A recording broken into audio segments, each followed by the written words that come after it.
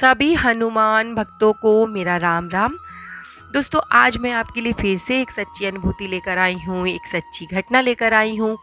और अगर आपकी भी कोई ऐसी सच्ची घटना हो, सच्ची अनुभूति हो जो आप मेरे साथ शेयर करना चाहते हैं, तो स्क्रीन पे दिए जा रहे ईमेल एड्रेस पे मुझे मेल कर सकते हैं। दोस्तों, आज की जो मैं आपको रियल लाइफ स्टोरी सुनाने जा रही हूँ, थोड़ी सी सेंसिटिव है। और जिन्होंने मुझे भेजी है उन्होंने रिक्वेस्ट की थी कि उनका नाम शेयर नहीं किया जाए, क्योंकि ये उनके जीवन का सवाल है। लेकिन आप लोगों को समझ में आना चाहिए कि मैं किसके बारे में बात कर रही हूँ। तो मैंने उन्हें एक काल्पनिक नाम दिया है। तो इस स्टोरी में जो भी मैं आपको नाम बताऊंगी या जो भी जगह बताऊंगी वो सब काल्पनिक है। और कृपया करके किसी प्रकार का कमेंट ऐसा मत कीजिएगा, ये किसी औरत के जीवन का सवाल है। तो इस कहानी को आपके साथ मैं शेयर कर रही हूँ। और उनका नाम जो मैं दे रही हूँ वो मैं नाम दे रही हूँ मोहिनी जी। तो मोहिनी जी आगे लिखती हैं कि दीदी नमस्ते, मेरा नाम मोहिनी है और मैं आज आपके साथ जो अपने जीवन की रियल लाइफ स्टोरी शेयर कर रही हूँ वो शायद किसी भी औरत के लिए बताना शर्मनाक हो सकता है।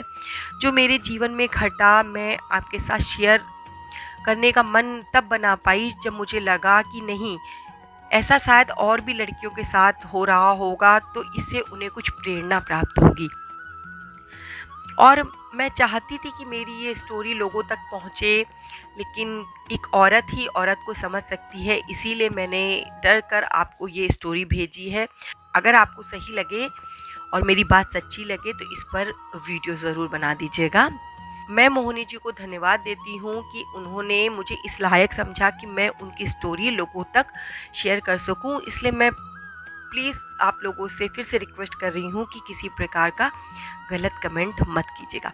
मोहिनी जी आगे लिखती हैं कि दीदी मैं अपने बचपन से ही एक ऐसे परिवार में जन्मी थी जिस परिवार में स्त्रियों का शोषण, शारीरिक शोषण होना एक आम बात थी। ऐसे समाज में जन्मी थी जहाँ पर लड़कियों के ही कमाए पैसों से परिवार का गुजारा होता है, उन्हीं को धन का साधन समझा जाता है और इसके लिए उनके साथ किसी भी प्रकार का अनुचित व्यवहार हो, किसी को कोई फर्क नहीं पड़ता। मेरे घर में मेरी 2 बड़ी बहनें हैं, मेरी माँ भी अभी जीवित है और मेरे पिताजी भी। लेकिन मेरे माँ बाप ही हम बहनों के दुश्मन बन गए, क्योंकि उनका कहना था कि ये तो हमारे समाज में बहुत पुरानी प्रथा है कि इस प्रकार का काम हमारे यहाँ होता है और इसमें हमें कोई शर्म नहीं आती। काहे की शर्म, ये तो पुरानी प्रथाएं हैं। तो मैं कहना चाहूँगी कि ऐसी प्रथाओं को समाप्त होना चाहिए। जो प्रथाएं किसी के जीवन को नर्क बना दे, ऐसी प्रथाओं का अंत होना चाहिए। और दीदी मेरी बड़ी 2 बहनें हैं जो उनको कभी भी पढ़ाई का मौका नहीं मिला, क्योंकि मेरे माँ बाप ने बचपन से ही उन्हें इन सब गलत कार्यों में लगा दिया था। लेकिन मेरी दीदी लोगों ने मुझे पढ़ने के लिए बहुत उत्साहित किया और मेरी प्राइमरी जो पढ़ाई थी, प्राथमिक शिक्षा जो थी, वो वहीं से हो गई जहां हम लोगों का मेन घर था। मेरे माँ बाप कहते थे कि जो काम हमारे समाज में होता आया है वो ही मैं करूँगी। मेरी बहनें इस बात का बिल्कुल भी समर्थन नहीं करती थी। वो कहती थी कि नहीं, मोहिनी ऐसा काम नहीं करेगी और अगर आपने मोहिनी के ऊपर दबाव डाला तो हम आपका विरोध करेंगे और हम खुद इन कामों को नहीं करेंगे, तो आप समझ लीजिए आपके साथ क्या होगा। मेरे मम्मी पापा थोड़ा सा दबाव में आ गए और मुझे मेरी बहनों की मदद से मैंने हाई स्कूल किया, इंटर किया। उसके बाद मेरी दीदी ने मेरा एडमिशन हमारे घर से बाहर, यानी कि शहर से बाहर करवा दिया, जहाँ रहकर मैंने दीदी बीटेक किया। आप समझ लीजिए कि किन परिस्थितियों में रहकर मैंने अपनी पढ़ाई की है। मैं अपनी दीदी का दिल से शुक्रिया करना चाहती हूँ कि उन्होंने मुझे इस लायक बनाया। दीदी आपको पता है कि जब मैं बीटेक कर रही थी तब भी मेरे मम्मी पापा कहते थे कि पढ़ लिख कर करना तो तुम्हें यही पड़ेगा, क्योंकि हमारे समाज में लड़कियों का ब्याह नहीं होता है। हमारे समाज में तो लड़कियां यही काम करती हैं और तुम्हारे साथ कोई शादी नहीं करेगा। जब लोग जान जाएंगे कि तुम किस समाज से जुड़ी हुई हो, तुम्हें कोई नहीं अपनाएगा, तुम्हें इसी काम को करने पड़ेगा आके। तो चाहे जितना भी पढ़ लो, अभी चाहे जितना भी नखरे दिखा लो। दीदी मैं कभी भी अपने घर जाने के लिए तैयार नहीं होती थी। जितने दिन मैंने बाहर पढ़ाई की, मेरी सारे दोस्त बाहर बाहर से घर जाते थे, त्योहारों में भी जाते थे, वैसे भी छुट्टियों में जाते थे, और वो सब मुझसे पूछते थे कि तुम मोहिनी नहीं जाओगी? तो मैं मना कर देती थी, कभी बहाना बना देती थी कि मेरे परिवार वाले बाहर घूमने गए हैं, कभी कह देती कि मेरी मम्मी बीमार हैं, वो हॉस्पिटल में हैं, कभी अपनी बीमारी का बहाना करके मैं हॉस्टल में ही रुक जाती थी, क्योंकि मुझे डर लगता था कि कहीं ऐसा ना हो कि मैं जाऊं और मेरे साथ कुछ ऐसी घटना घट जाए कि मैं जीवन में कुछ भी ना कर पाऊं और उसी दलदल में फंस जाऊं जिसमें मेरी दीदियां फंसी हुई थी। मैं आपको ये जो घटना सुना रही हूँ ना दीदी, ये मेरे दिल को बिल्कुल झकझोर कर रख देती है। उन्हीं दिनों में जब मैं हॉस्टल में रह रही थी, तो हमारे हॉस्टल के पास में ही एक हनुमान जी का दीदी मंदिर था। मैं वहाँ रोज़ जाती थी, लेकिन पता नहीं क्यों मेरे मन में अपने आप को लेकर एक घृणा सी थी। मुझे ऐसा लगता था कि मैं मंदिर जाऊंगी, क्या हनुमान जी मेरे दिए हुए फूल स्वीकार करेंगे? क्या वो मुझे अपनाएंगे? क्योंकि मैं ऐसे परिवार से थी, ऐसे दलदल से निकल कर आई थी कि मैं अपने आप को पूजा के लायक भी नहीं समझती थी, और हनुमान जी से तो मुझे पता नहीं क्यों डर लगता था। लेकिन मेरे और दोस्त जो थी, उन्होंने मुझे समझाया कि हनुमान जी की पूजा औरतें कर सकती हैं, क्योंकि मैंने किसी को नहीं बताया था कि मैं किस कारण से पूजा पाठ नहीं करती हूँ। मैं ये कह देती थी कि मैं हनुमान मंदिर नहीं जाऊँगी, मेरी मम्मी कहती हैं कि औरतें नहीं जाती। लेकिन वो मुझे कहती थी, तो मैं हिम्मत करके कि औरतें जा सकती हैं, चलो ना हम लोग जा रहे हैं, तो मैं जाने लगी। धीरे धीरे मुझे हनुमान जी से लगाव होता गया, और उनसे जो लगाव हुआ उससे मेरे मन में मजबूती आई, मुझे हिम्मत मिली, कि मुझे लगा कि मैं अपने परिवार वालों से लड़ सकती हूँ, मैं कुछ अपने लिए कर सकती हूँ।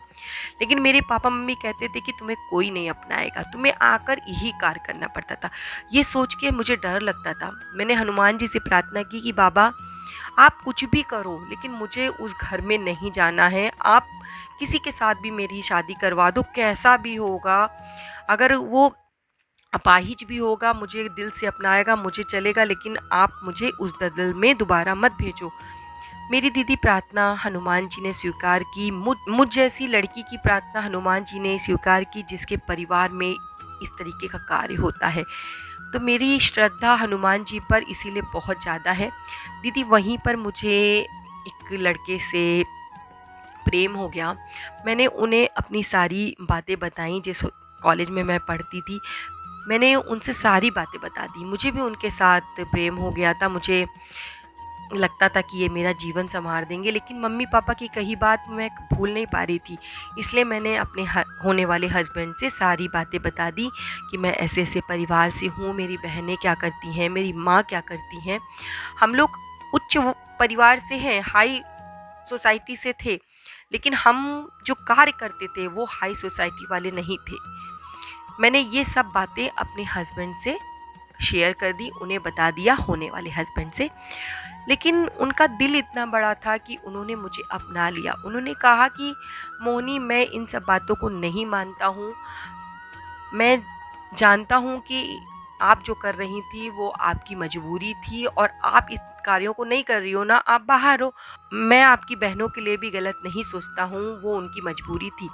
दीदी उन्होंने मुझसे शादी की, उनके परिवार वालों ने विरोध किया, उन्हें पता चल गया था उनको कि मेरे माँ बाप ने ही जाकर मेरी शादी तोड़ने की कोशिश की जब उन्हें पता चला। लेकिन मेरे हस्बैंड जो है इस समय, उन्होंने अपने परिवार का विरोध सहते हुए भी मुझसे विवाह किया, शादी की, और आज मैं दीदी बाहर हूँ इंडिया से, और वहाँ मैं भी सर्विस करती हूँ, मेरे हस्बैंड भी सर्विस करते हैं, मेरे 2 प्यारे प्यारे छोटे छोटे बच्चे हैं। तो मैं इसका श्रेय हनुमान जी को देना चाहूँगी, और अपनी बहनों को मैं हनुमान जी का शुक्रिया करना चाहूँगी कि उन्होंने मुझे अपनी शरण में लिया, जिसे कुछ भी नहीं आता था। हमारे परिवार में कभी भी पूजा पाठ का माहौल नहीं था, गंदगी में पूजा पाठ कहाँ होगी।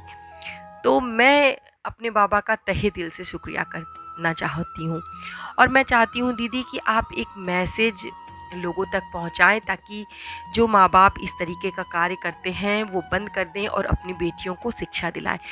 जैसा माधुरी जी ने मुझसे कहा कि आप एक मैसेज दें, तो मैं उन सभी माता पिता से कहना चाहूँगी कि बेटियों को बोझ क्यों समझते हैं, और बेटियों से इस तरीके का कार्य कराने वाले लोगों को तो मैं बिल्कुल भी घृणित समझती हूँ।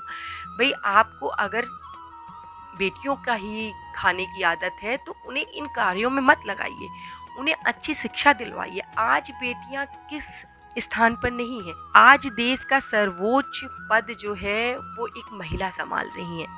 महिलाएं क्या नहीं कर सकती, हेलीकॉप्टर महिलाएं उड़ाती हैं, सेना में महिलाएं हैं, जो कार्य पुरुषों के अधीन थे वो सारे कार्य महिलाएं कर रही हैं। डॉक्टर महिलाएं हैं, टीचर महिलाएं हैं, यहाँ तक कि ट्रक ड्राइवर भी महिलाएं हैं, ट्रेन ड्राइवर भी महिलाएं हैं, और आप देख लीजिए टेम्पो भी महिलाएं चला रही हैं, ऑटो भी महिलाएं चला रही हैं। क्या नहीं कर सकती।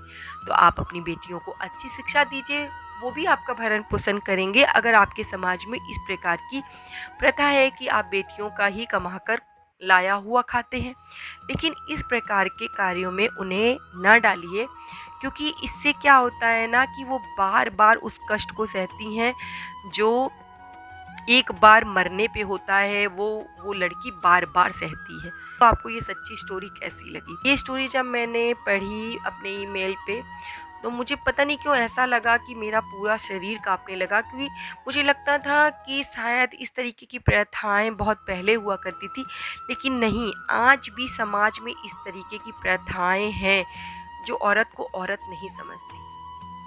मैं उन सभी लोगों से रिक्वेस्ट करती हूँ कि महिलाओं की इज्जत कीजिए, उन्हें सम्मान दीजिए, तब देखिए आपकी प्रगति कोई नहीं रोक सकता। आप पूजा पाठ करें या ना करें, अपने घर की महिलाओं की इज्जत करें, अपनी माँ बहन की इज्जत करें, हनुमान जी आपसे वैसे ही प्रसन्न हो जाएंगे। तो दोस्तों, आपको ये कहानी कैसी लगी शेयर कीजिएगा, ताकि और भी महिलाएं जो इस प्रकार की समस्या से जूझ रही हैं वो थोड़ा सा हिम्मत उनके अंदर आए, वो भी इससे लड़ने के लिए अपने आप को सक्षम बना सके। और मैं बाबा से प्रार्थना करूंगी कि बाबा मेरे जो भी भक्त इस प्रकार के संकट में हैं उन्हें उबार दीजिए। आप उन सब की सहायता कीजिए जो आपको प्यार करते हैं, उनके परिवार की रक्षा कीजिए, उनके बच्चों पर अपनी कृपा दृष्टि बनाए रखिए। इसी के साथ जय श्री राम, जय बाबा की।